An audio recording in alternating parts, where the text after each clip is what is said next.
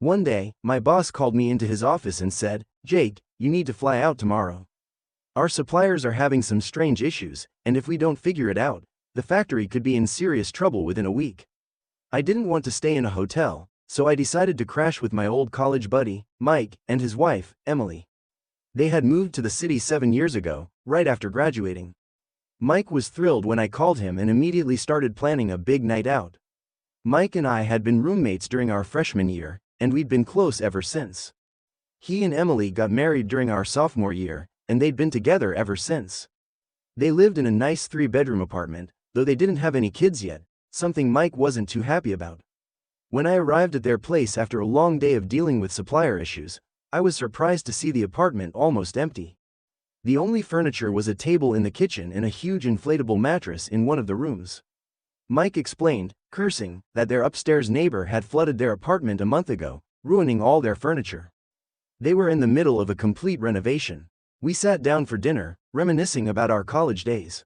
My flight wasn't until the afternoon, and Mike had the next day off, so we decided to make the most of the night. After the second bottle of vodka, Mike went to look for more drinks, and I caught myself stealing glances at Emily. She was sitting across from me in a short summer robe, her long legs crossed, her blonde hair catching the light. She had always been stunning, with her blue eyes and perfect figure. I'd had a crush on her since the day we met, but I'd never acted on it. Mike was notoriously jealous. "Jake, where are you looking?" Emily's soft voice snapped me out of my thoughts. I stammered, "Nowhere, just zoning out." She blushed and said, "It's okay, it happens." I felt my face turn red, and she added, "Just don't let Mike see. You know how he gets."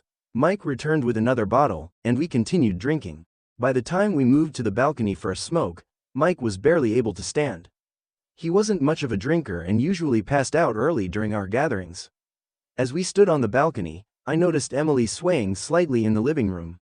The curtains weren't fully closed, and I could see her clearly in the dim light.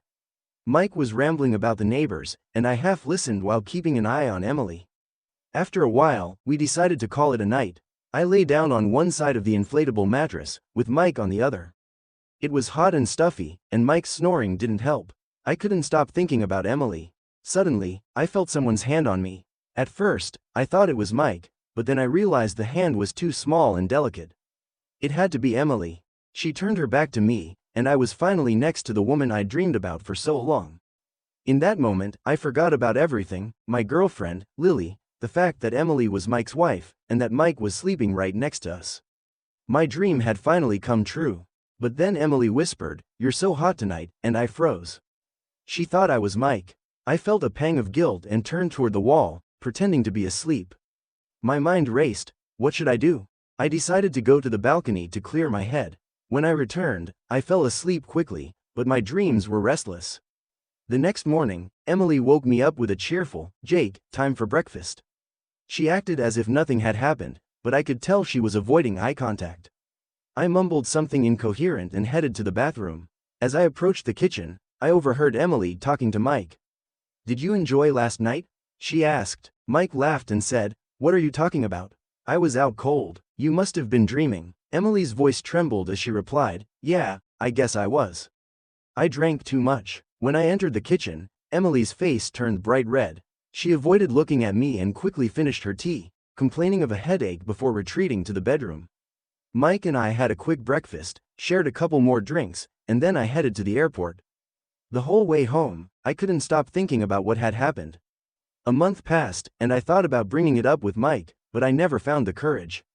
Then, yesterday, Mike called me, ecstatic: Emily was pregnant.